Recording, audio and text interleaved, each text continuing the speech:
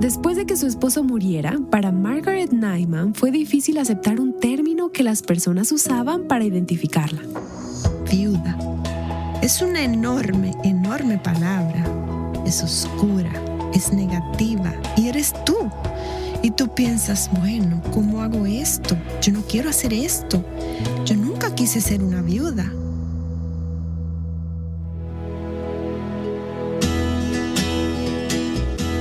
Estás escuchando Aviva Nuestros Corazones, con Nancy DeMoss Wolgemuth en la voz de Patricia Saladín. Hoy, 8 de julio de 2024.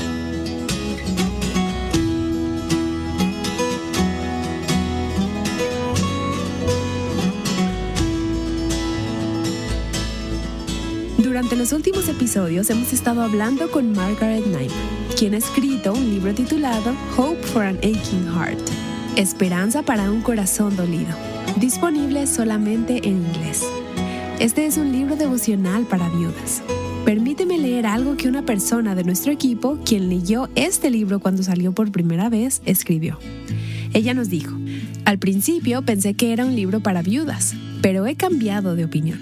Creo que cada mujer que está casada, sin importar su edad, se beneficiará de su lectura.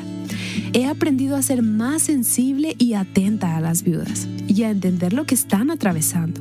La autora trata con tantos asuntos que las mujeres se enfrentan sin un esposo. No es tanto dar consejos, sino ilustrar cómo podemos confiar en Dios para que se revele a sí mismo y nos dé sabiduría en cada situación. Aquí está Nancy con nosotras para continuar su conversación con Margaret. Estoy de acuerdo con esa evaluación de tu libro, Margaret, y estoy tan contenta que comenzaste a escribir ese blog cuando Nate estaba enfermo, durante esos 42 días antes de que el Señor se lo llevara con él. Pero luego has continuado escribiendo y estoy tan feliz de que hayas escrito este libro. Creo que es un gran recurso para las mujeres que están pasando por esa etapa de la vida. Así que gracias por escribirlo, gracias por vivirlo con gracia. Y gracias por estar aquí con nosotras para compartirlo con nuestras oyentes. Estoy muy agradecida de estar aquí. El libro se titula Esperanza para un corazón dolido. Y en los últimos programas hemos estado hablando de la temporada de la enfermedad de Nate, de 64 años de edad, y en 42 días él ya se había ido. No es lo que tú hubieras planeado o escrito en lo absoluto. Pero luego viene todo este asunto de enfrentarnos al funeral. Y sé que mi familia ha estado ahí muchas veces. Y tu familia ha estado allí otras veces. Pero no con tu esposo. Tenías 7 hijos adultos jóvenes en ese momento. Y sin Nate, quien pudiera planear y dirigir. Así que quiero que solo nos guíes a través de lo que fue esa temporada para ti. Te diría que uno de los grandes deleites de ser padres, que puedo animar a todas ustedes como madres jóvenes con niños pequeños, es encontrar la fortaleza que puede venir a través de tus hijos adultos, su amistad, el vínculo que existe. En esta situación, cuando mi esposo murió, mi hijo mayor, Nelson, tenía 37 años en ese momento. Él se comportó de una manera que fue tan consoladora y alentadora. Nate murió en casa. Aún antes de que la funeraria llegara a tomar su cuerpo, Nelson ya había llamado y había hecho arreglos para empezar a planear el funeral. Nate murió alrededor de las 7:30 de la tarde y nos sentamos tranquilos hasta alrededor de las 4 de la madrugada. Pero estábamos sentados alrededor hablando, mis hijos y todos, acerca de lo que deberíamos hacer para un funeral. Su papá había trabajado toda su vida en Chicago como abogado en el centro de Chicago. Él amaba la ciudad, él amaba la historia de Chicago. Nuestra familia tiene una parcela en el cementerio Rose Hills en Chicago, el cual tiene muchas personas famosas enterradas allí. Ese cementerio tiene mucha historia. Íbamos allá como familia cada Memorial Day o el día de la celebración de los soldados caídos en batalla para hablar de aquellos que estaban enterrados allí, de nuestra herencia. Todos creyentes fuertes. Ninguno le había temido a la muerte, pero todos habían aceptado la muerte, atravesando el valle de sombra de muerte como parte de la vida, como un pasadizo a la vida verdadera en la eternidad con Cristo. Así que íbamos allí a hablar de esas personas, llevábamos fotografías.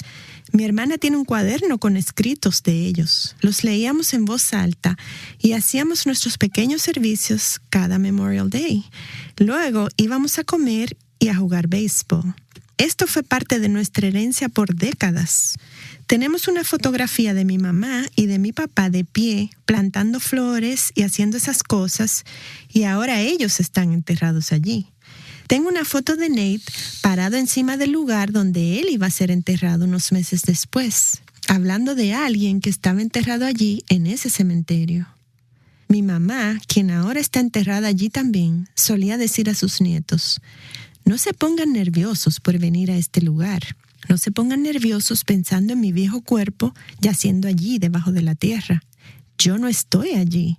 Estoy con Jesús danzando y corriendo por todo el cielo esperándolos a ustedes. Y estaré esperando verlos cuando lleguen. Así que era como algo alegre cuando solíamos ir al cementerio y disfrutar esas visitas.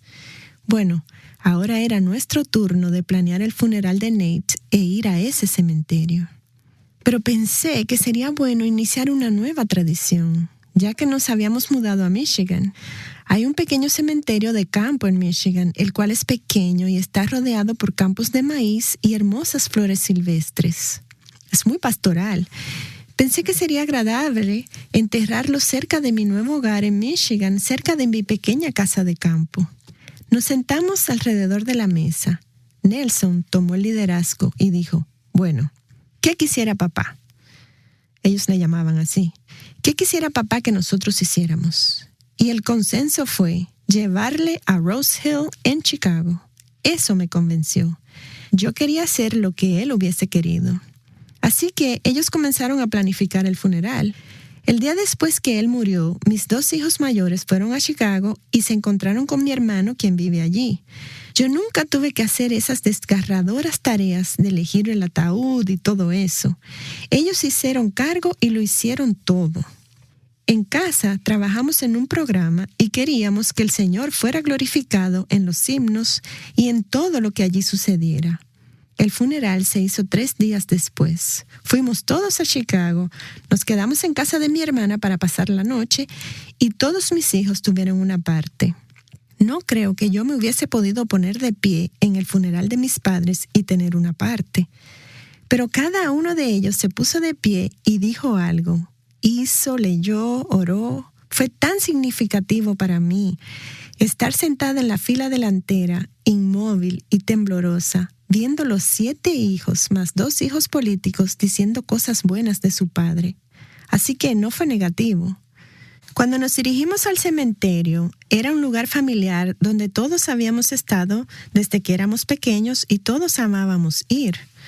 Aunque esta vez estábamos sentados frente al ataúd y esa parte fue difícil, era tan fácil como pudiera ser en este lado de la eternidad lidiar con algo como eso. Como cristianas, pienso que es bueno para nosotras que hablemos a nuestras familias acerca de la muerte terrenal. Es tan solo un pasaje, un conducto o una vía a algo que es tan espectacular. Dios nos dice, si puedes imaginarlo, no es así, es mejor que eso, es algo mejor de lo que puedes imaginar. Y ese es el enfoque de estar allá. Es solo una rápida inmersión en el cementerio y luego la gloriosa vida de la eternidad. Gracias a Cristo. Gracias a Cristo. Apartadas de Él, la muerte sería y es una pérdida irreparable. Sí. Entonces es Cristo quien mató la muerte. Él puso muerte a la muerte por su muerte. Y es aquí donde pienso, la diferencia es abismal entre aquellos quienes conocen a Cristo y aquellos quienes no. Esa es la diferencia entre tener esperanza y no tener esperanza. Durante ese tiempo, alrededor del funeral, esos días, esas semanas, ¿hubo algo que te tomó desprevenida o algo que no estabas esperando que fuera una gran sorpresa para ti en esos primeros días? Hubo algo divertido, y así es el Señor. Él trata de hacernos atravesar estas miserables situaciones de la mejor forma posible. Estaba usando medias de nylon que estaban agarradas con un elástico de cinta en la parte superior. Ustedes, damas, sabrán de qué estoy hablando. Y una de ellas se deslizó. ¿Durante el funeral? Sí, durante el funeral una se deslizó. Me incliné a mi hija y le dije, oh no, la media está yendo hacia mi tobillo. Tenía puesto una falda. Ella se inclinó y me dijo, bueno, súbela. Le dije, no puedo subirla. Esto sucedió mientras estábamos sentadas. Le dijo, no puedo subirla sin levantarme la falda. Ella dijo, bueno, pues déjala que se caiga. Y las dos estábamos sentadas allí pensando que era casi como si el Señor estaba diciendo, no te detengas en este momento. Esto es difícil. Estás sentada enfrente del ataúd que tiene los restos de tu esposo. Esto es difícil. Pero vendrán momentos buenos y divertidos. No te preocupes por esa clase de cosas. Dios se ha hecho tan amigo mío. El Señor ha estado tan cerca de mí, solo caminando cada paso de esto conmigo, incluso hasta el punto de salpicar ese día con pequeñas situaciones humorísticas. Y pienso, qué gran Dios es Él, que conoce exactamente lo que necesitamos y cuándo lo necesitamos, como eso. ¿Y te fuiste inmediatamente a tu casa en Michigan después del funeral? Sí, lo hicimos. Nos fuimos después de la comida. Hubo un almuerzo que unos amigos dispusieron y luego nos fuimos inmediatamente. Luego te paras en medio de tu habitación y dices, ¿ahora qué? Así que, ¿cuándo fue la primera vez que estuviste sola en tu casa? Estuve sola quizás unas cuantas semanas después de eso y ansiaba estar sola para ese tiempo. Había tanta vida ocurriendo a nuestro alrededor que sentí que no podía venirme abajo. Todo el mundo ponía sus brazos a mi alrededor y me preguntaban, ¿cómo estás? ¿Cómo estás? Y tú simplemente sientes que tienes que decir, estoy bien, porque sentía que si me derrumbaba, mis hijos lo harían también, aún los mayores. Ellos también estaban luchando. Pero cuando finalmente me quedé sola, en el invierno de Michigan, atravesando el invierno, ahí fue cuando mi luto profundo inició. ¿Y recuerdas exactamente cuándo fue que te derrumbaste? Estaba paseando el perro afuera en la nieve con mis botas y mi equipo pesado puesto en Michigan. Era alrededor de la medianoche. Solía, y aún lo hago, llevarlo a su última caminata del día alrededor de la medianoche. Sabía que nadie me iba a encontrar llorando y lamentando por la tristeza de extrañar a mi esposo. Tenía los auriculares puestos y estaba escuchando un concierto de la iglesia Moody. Era esa canción que habla acerca de ¿qué es el hombre para que pienses en él, Dios? Tan pequeño e insignificante comparado a un cielo nocturno, el universo y las galaxias y todo lo que podemos mirar hacia arriba y ver. Miré entre esos árboles que no tenían hojas en ellos, de manera que realmente puedes ver el cielo repleto de estrellas, y tan solo me quebré. Me desmoroné absolutamente y empecé a lamentar. El perro me estaba mirando como preguntándose, ¿qué le pasa? Tan solo estaba clamando a Dios y diciéndole cuán triste me sentía y siendo honesta con Él. Eso es lo más maravilloso de una relación con el Señor. Tú puedes decirle lo que piensas. Él quiere que hagamos eso. Él lo sabe, pero quiere que lo saquemos de nuestro interior y se lo digamos. Nate siempre solía decirnos a todos nosotros, si él encontraba a alguien llorando en esos 42 días, algunas veces me escuchaba lloriquear un poquito y decía, está bien, llora y deja que la tristeza salga. Un poquito de tristeza sale cuando lloras. Y esa noche estaba saliendo mucha tristeza. Esa idea de que nosotros somos pequeños y Dios es grande. Hay un propósito de eso en las Escrituras, para adorarle, admirarle, solo vivir en el temor de Él. Y aún, al mismo tiempo, Él es grande en mi pequeña vida al punto de que Él me estaba llevando a superar lo que estaba sucediendo en mi vida de una manera personal, íntima y amistosa. Es un misterio. No podemos explicar por qué Él tendría algún interés en ayudar a alguien como yo, que está llena de fallas, errores, pecados y cosas, y aún así, Él está extremadamente interesado en eso. Su Hijo murió por eso. Él es un Dios personal que quiere ayudar a cada uno de nosotros exactamente justo donde estamos, en la batalla que estemos atravesando. Mi pequeño blog se llama gettingthroughthis.com. En español sería atravesandoesto.com, disponible solo en inglés. Todos tenemos cosas que estamos tratando de atravesar, siempre. Como les he dicho siempre a mis hijos, si te encuentras en un periodo de tiempo donde todo es felicidad ahora mismo y todo está en paz, todo está yendo bien, solo debes saber que eso no es la vida real. Esto es solamente un tiempo de sustento y de reposo para que puedas estar listo para lo que vendrá. Porque la vida real está llena de problemas. Jesús lo dijo. Así es. En el mundo tendrán aflicción. Puedes contar con esto. Así que por lo que estábamos atravesando era parte de la aflicción, pero Él estaba allí con nosotros. Y ese pasaje, a propósito, en el que la canción está basada en el Salmo 8, y algunas de nuestras oyentes quizás quieran tomar ese salmo y recurrir a él, y tener ese recuerdo lleno de gracia de que, aún Dios siendo tan grandioso y nosotras tan pequeñas, aún así le importamos. Y estoy pensando en ese gran maestro del pasado, G. Campbell Morgan, quien escribió: la necesidad suprema en toda hora de dificultad y angustia es una visión fresca de Dios. Al verlo a Él, todo lo demás toma su propia perspectiva y proporción. Y eso es lo que te he escuchado describir, Margaret, que tú estabas débil, te sentías pequeña, necesitada y frágil por momentos. Y sin embargo, es la mirada al levantar tus ojos hacia arriba, aún llenos de lágrimas, y ver su grandeza, su bondad, su compasión y su cuidado. Eso fue lo que te sostuvo y te fortaleció. Y no solo a través de ese tiempo, sino que continúa ahora mientras tú continúas atravesando este tiempo. Sí. ¿Y qué fue? ¿Qué piensas, Margaret, que fue lo que te impidió el continuar llorando, desalentada y con luto o afligida? Porque pienso que hay momentos en los cuales solo quieres meterte en la cama, acurrucarte y nunca más levantarte. ¿Qué levantó tu corazón y te impidió quedarte en ese lugar? Bueno, tengo que decir que al principio estaba realmente escondiéndome detrás de la palabra viuda. Tan solo dije no a todo. En mi nueva pequeña iglesia en Michigan, las mujeres fueron tan amables conmigo. Nate y yo habíamos estado yendo a una iglesia diferente que estaba como a 20 minutos de distancia. Era una iglesia más grande porque siempre habíamos estado en iglesias grandes y nos sentíamos cómodos allí. Mi vecina pertenecía a una iglesia pequeñita.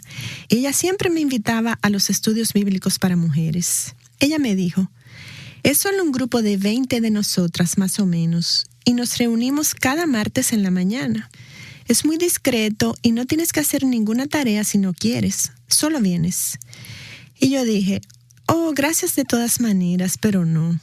Y luego el siguiente mes ella me preguntó de nuevo y le dije: quizás en otro momento, pero no.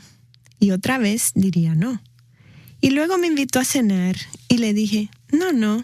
Simplemente le dije no a todo el que me llamó, a todo el que quería venir.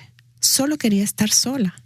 Y si pudieras hacer esto de nuevo, ¿estarías contenta de la manera en que lo manejaste o te hubiera gustado decir sí algunas veces? Bueno, hay viudas con las que he hablado que querían todo menos estar solas. Ellas querían estar rodeadas de personas, voces humanas, abrazos, contacto físico. Así que depende de cada persona en particular. Pienso cuando estamos hablando con otras viudas, necesitamos decir eso. ¿Qué te gustaría? ¿Te gustaría que te dejáramos sola? ¿O podemos venir con una comida? Así que no hay una manera correcta de hacer esto. No creo que la haya. Depende mucho en qué tan larga la enfermedad fue. Y si una persona tiene una enfermedad, es muy larga, mucho de ese dolor ocurre antes de la muerte. Uh-huh. Si es una rápida, creo que el luto te golpea como una tormenta salvaje. Algunas veces necesitas hacer eso por ti misma. La mayoría de las viudas, debo decir, no quieren perder la cabeza en público. Así que lo reprimes y lo aguantas, y cuando estás sola, puedes lamentarte o hacer lo que sientes que necesitas hacer. Descubrí que necesitaba pasar mucho tiempo hablando con Dios y quería hacerlo. Así que no necesitaba hablar con otras personas. Tan solo parecía una ermitaña por un tiempo. Y si eso se hubiese extendido por mucho tiempo, ¿tú consideras que pudo haber sido un peligro? Supongo que pudiera ser en algunas vidas. Para mí fue un sustento. Claro. Pienso que todo el mundo es diferente y debemos ser muy cuidadosas de no interrumpir cuando no nos invitan o no fallar cuando alguien lo necesita. Simplemente iba a decir, y mientras miras hacia atrás, ¿te molestaba que esas personas te seguían invitando o estaba bien así? No me molestaba. Me molestaba que yo seguía diciendo no, porque pensaba, ellos no entienden. Ellos realmente no entienden. Pienso que así es la vida de una viuda. Son altas y bajas. Altas y bajas. Es como una montaña rusa. Invítame a salir, pero no quiero ir. Invítame a tu concierto, pero no quiero estar ahí. Parte del problema es cuando eres presentada como una nueva viuda.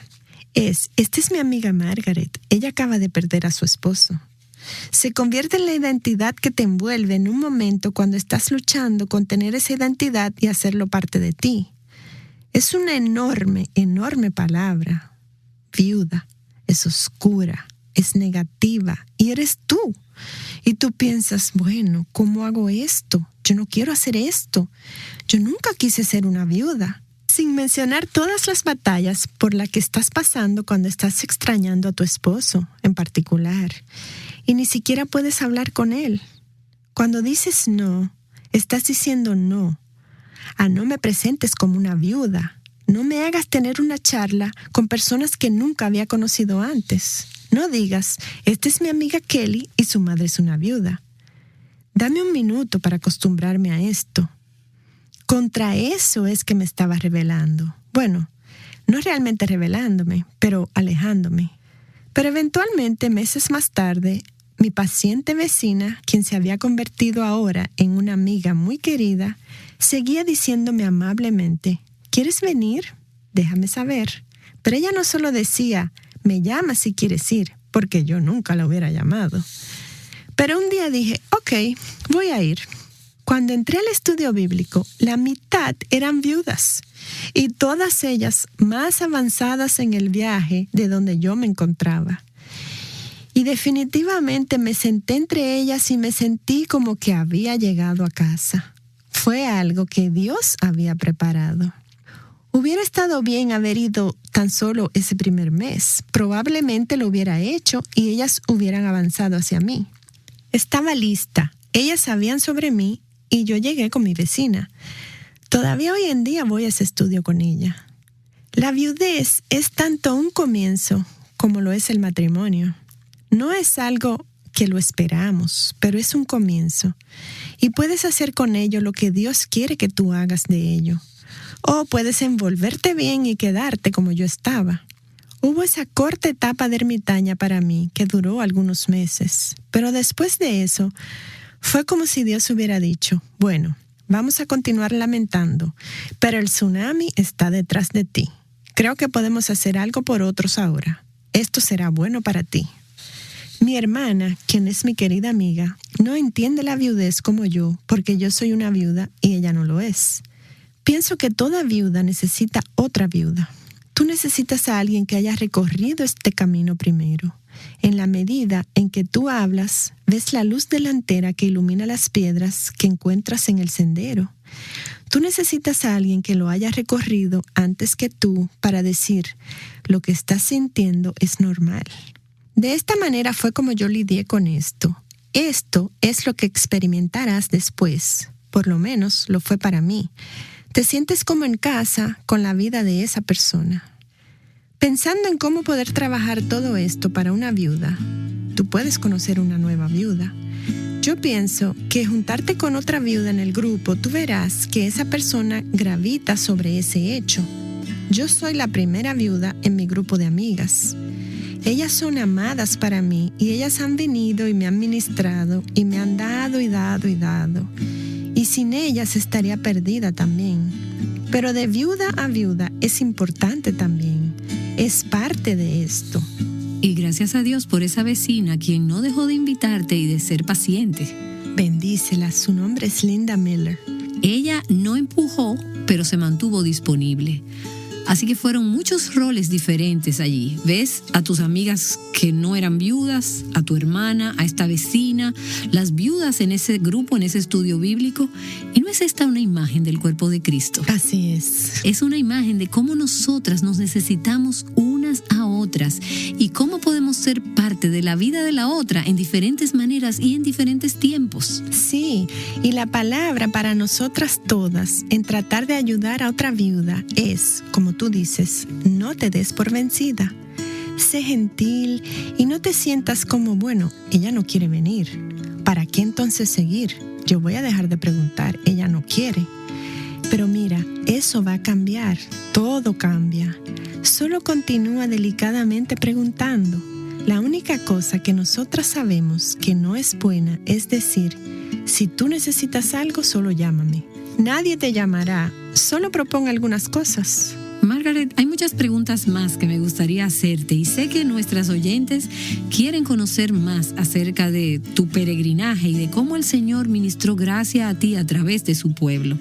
Tu libro, Esperanza para un corazón dolido, es una serie de devocionales edificantes, provechosos, prácticos, alentadores para viudas. Pero no solo para viudas, me encuentro a mí misma obteniendo un mayor entendimiento de cómo puedo cuidar y verme involucrada en la vida de las viudas que están en mi camino. Es un gran libro para este asunto de lidiar con la pérdida, el sufrimiento y encontrar la gracia de Dios y su paz en medio de todo eso. Esta serie de programas se basa precisamente en este contenido. Si te perdiste cualquiera de los episodios anteriores, los puedes encontrar en nuestro sitio web avivanuestroscorazones.com. El episodio que has estado escuchando pertenece a la serie Esperanza para un corazón adolorido. Y si hablas inglés, te invito a visitar el blog de Margaret, gettingthroughthis.com, y ser edificada con más recursos que Margaret ha escrito. Puedes encontrar el enlace de su sitio web en la transcripción de este episodio. Asegúrate de acompañarnos mañana en el próximo episodio de Aviva Nuestros Corazones para la continuación de esta conversación con Margaret Nyman.